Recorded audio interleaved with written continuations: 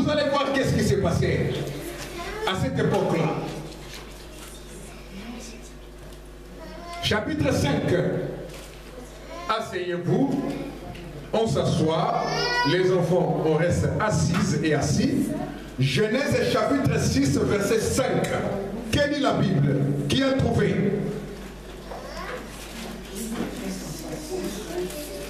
Je lis au nom du Seigneur. Amen, mon frère. Genèse 6, 5. 6 ou 5.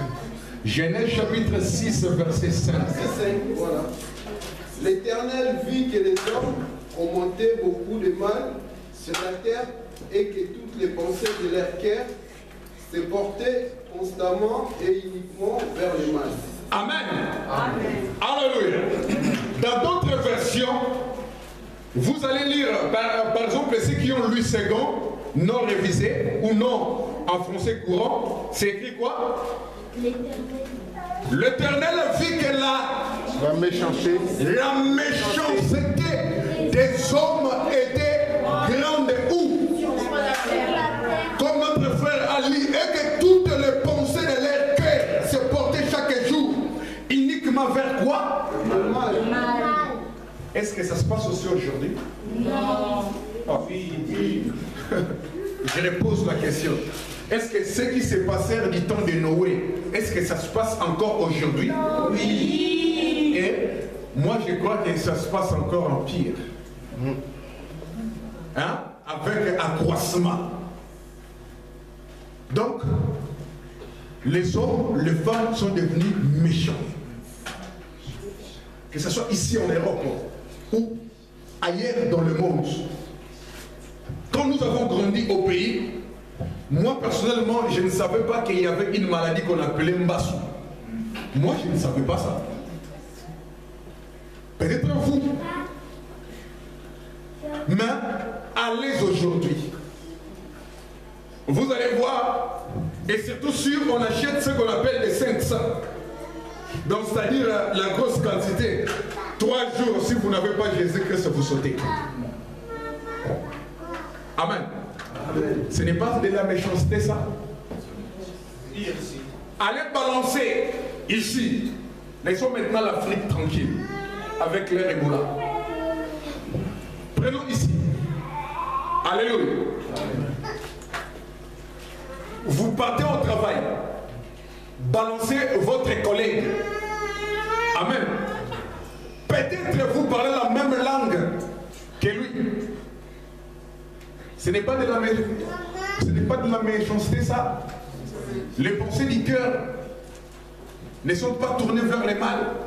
Bien aimé, Moïse précise très bien ici que les pensées de leur cœur se portaient chaque jour uniquement vers le mal. Amen. Amen. Nous avons vu la méchanceté, le cœur qui s'est tourné vers le mal à l'époque de Noé. Frère Cédric, tu peux continuer encore. Tu me lis 11. 6 et 11. Genèse chapitre 6, verset 11. Amen. La terre était corrompue devant Dieu. Elle était pleine de violence. Amen. Amen. Amen. La terre, après la méchanceté, après les pensées du cœur tournées vers le mal, Dieu nous rajoute un élément qui s'est passé à l'époque de Noé. La terre était devenue quoi? Après la corruption, il y avait quoi? La violence. Je vous donne un exemple de la corruption. Je ne parle pas de l'Afrique, mais je parle d'ici. Est-ce que vous savez que notre ancien président de la République, M. Nicolas Sarkozy, Amen, il était capable d'aller prendre un abonnement téléphonique par un faux nom qui ne lui appartenait pas. Oui, oui. M. Bismuth.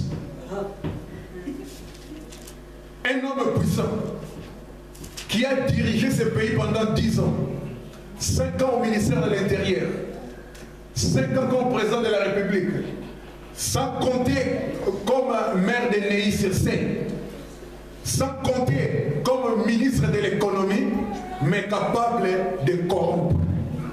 Alléluia. Laissons les politiciens tranquilles. Prenons maintenant l'Église.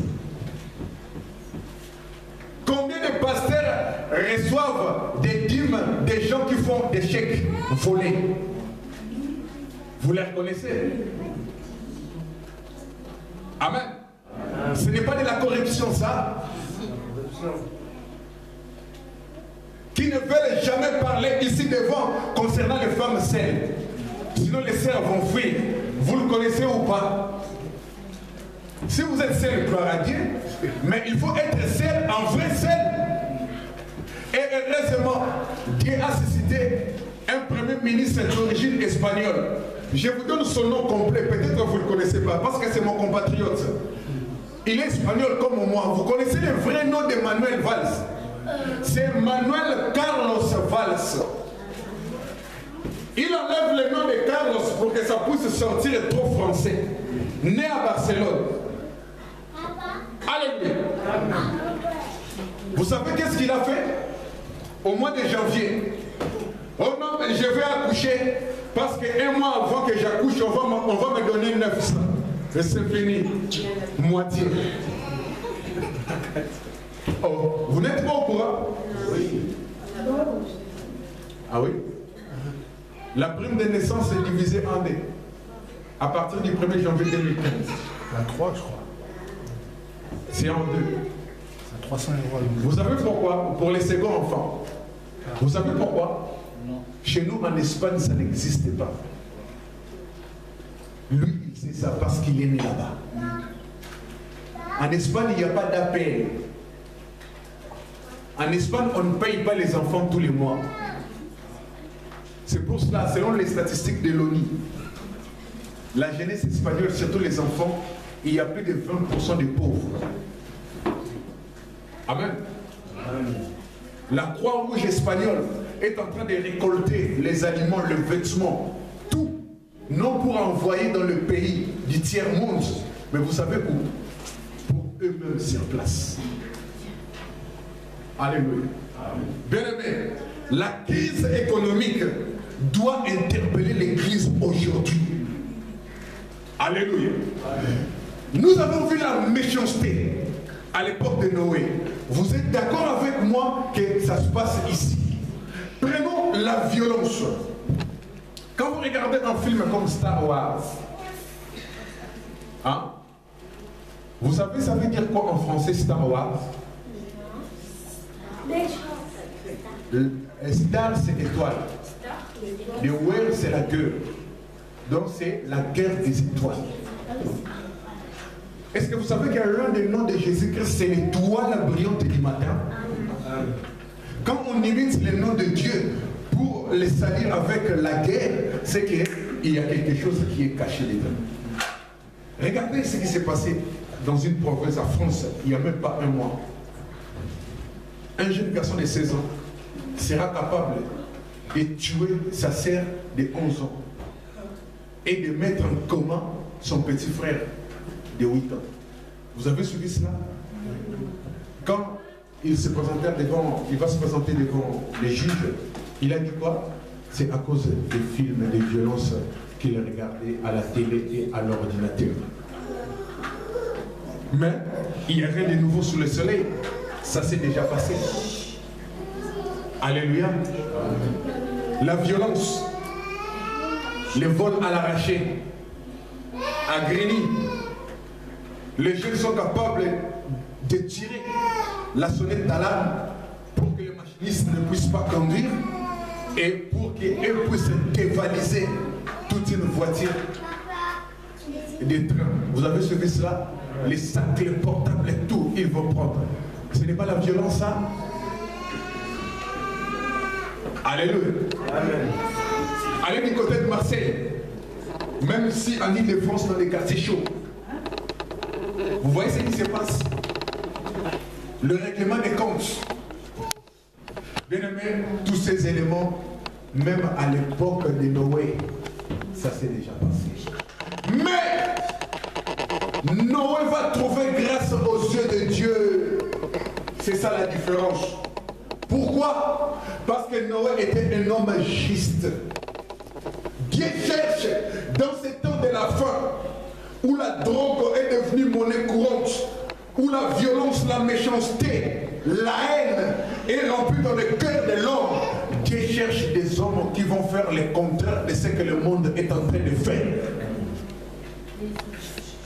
Noé était un prédicateur de la justice. Il était âgé de 500 ans. Je m'explique, à cette époque-là, les hommes vivaient pendant très longtemps. Quand Dieu parle à cet homme, âgé déjà de plus de 500 ans, Dieu va lui dire, construis-toi une arche avec un bois de gopher, le bois le plus solide que le bois dur. Réveille la personne qui dort à côté de toi. Bien-aimé, Dieu va remarquer cela. Il va donner un ordre à Noé. La Bible dit, Noé exécuta tout ce que l'Éternel lui avait dit. Alléluia. Bien-aimé dans le Seigneur, suivez-moi très bien. C'est pour cela j'attire votre attention. Ne dormez pas, écoutez ce que Dieu est en train de vous dire. Quand on chante, il n'y a pas le sommeil. Quand on danse, il n'y a pas le sommeil. Il n'y a pas le sommeil. Vous savez quoi? L'église du Christ a été congolisée par des pasteurs non inspirés. Mobutu avait fait la zaïrianisation. Amen. Mais les pasteurs ont fait la congolisation de l'église. Donc, c'est-à-dire, vous passez 2 heures du temps en dansant, musique, mais 30 minutes de la parole. Et pendant qu'on chauffe la musique, il n'y a personne qui dort. Regarde la stratégie du diable. Pendant qu'on prêche, il y a des têtes qui se fatiguent. Pourquoi? Parce que le diable est contre la parole. Le diable ne veut pas que vous puissiez obtenir la connaissance. C'est pour cela quand vous lisez les romans, les voici, vous connaissez, non? Les paris match, il n'y a pas de sommeil. Prenez seulement la Bible. 5 minutes, les yeux deviennent lourds et vous fermez et vous dormez. Dès que vous arrêtez seulement de lire la Bible et le sommeil part. Ça, c'est une stratégie de l'ennemi. Bien-aimé dans le Seigneur, écoutez-moi très bien. Dieu va parler à cet homme. Mais pendant que Dieu lui a parlé, les gens vivaient, les gens mangeaient, les gens se mariaient. Il y avait la tranquillité. C'est ce qui se passe aujourd'hui. On vous prêche la prospérité. Les pasteurs sont devenus plus que des ministres avec des titres honorifiques. La Bible, elle porte même pas sa Bible. Il faut qu'il y ait quelqu'un. J'embauche un rabbin pour qu'elle puisse me porter ma Bible. Non seulement la Bible. Vous savez quoi encore? Pendant qu'on adore, on prie. Il est à la maison avec une grosse semoule de viande. Tranquille, regarde, balèze, costaud. Il ne gêne même plus. Pourquoi? Parce qu'il y a un groupe de frères et de sœurs qui gênent pour l'église. Et lui, il sait que Jean-Paul va finir à 15h juste. À 15h moins 5, il entre, bien escorté par des protocolaires comme des filles d'honneur. Et on lui fait monter avec sa chaise de Louis XIV. Bien aimé, vous avez vu ça où dans la Bible? Hein? Jésus, le roi des rois, le seigneur des seigneurs, il avait reçu les honneurs une seule fois. Vous savez quand? C'était pendant qu'il se dirigeait à Jérusalem et c'était une fête. Ce qu'on appelle chez les catholiques les dimanches des rameaux. Vous le connaissez? Et il monta sur un agneau. Mais c'était symbolique. Quand Jésus-Christ monta sur un agneau, c'est Jésus-Christ qui dirigeait l'agneau vers la bonne direction. Jésus-Christ voulait tout simplement dire, hein, si vous voulez être élevé un jour, il faut vous comporter comme un agneau. Un agneau, quand on veut l'abattre dans un abattoir, l'agneau ne crie pas. C'est pour cela que Jean-Baptiste lui a identifié comme un agneau. Donc, église, frères, sœurs, si vous êtes un agneau, vous allez fuir la méchanceté, vous allez fuir la violence, vous allez fuir la corruption et vous allez sortir des églises où on vous prêche que la prospérité. Je ne suis pas contre la prospérité. Je veux que vous puissiez devenir des hommes riches et des femmes riches. Mais commencez d'abord par l'esprit. Qu'on ne vous inculque pas une autre parole, bien aimé dans le Seigneur. Que Jésus-Christ, comme on dit à Lingala, vous comprenez? Que Jésus-Christ monte sur toi et que Jésus-Christ puisse te conduire. Et que Jésus-Christ puisse te diriger. Et chose rare, le Saint-Esprit descendait que sur l'agneau. Jean-Baptiste a baptisé beaucoup de personnes, mais aucune colombe n'était descendue. Mais quand l'agneau est entré dans le fleuve de Jourdain, la colombe a descendu sur l'agneau. La colombe, image du Saint-Esprit. La colombe que Noé va envoyer pour vérifier si les eaux sont devenues sèches, s'il ne pleuvait plus. Alléluia. Amen. On va vous faire chanter des cantiques bizarres. Et tata Noé, si vous voulez. Quoi? Mais qui vous a dit que c'est Noah qui avait fermé la porte? C'est du mensonge. Vous appelez Noah d'ouvrir la porte. Mais ce n'est pas le problème de Noé. Le problème de Noé était de construire l'arche. Bien aimé, il faut faire par tous les moyens de réformer l'église, d'enlever les mauvaises chansons qu'on nous a fait chanter n'importe quoi, comme disent ses enfants. Ce n'est pas Noé qui avait fermé la porte, mais c'est l'Éternel lui-même qui avait fermé la porte. Cédric, tu peux ouvrir la Bible dans Genèse 7, on va le voir. Donc, c'est-à-dire, Noé, on lui a dit seulement, toi construis l'arche.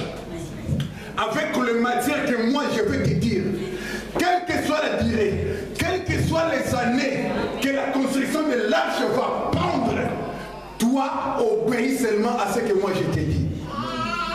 T'as pris Genèse 7. L'Éternel dit à nous. Non, non, non. C'est trop long. Mais moi je te donne seulement la page où tu vas lire. Amen. Amen.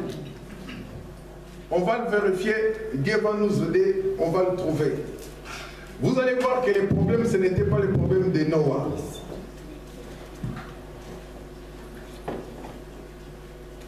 « 16. 7 et 16. Oui. Que dit la Bible? Écoutez très bien. Je lis au nom du Seigneur. Amen.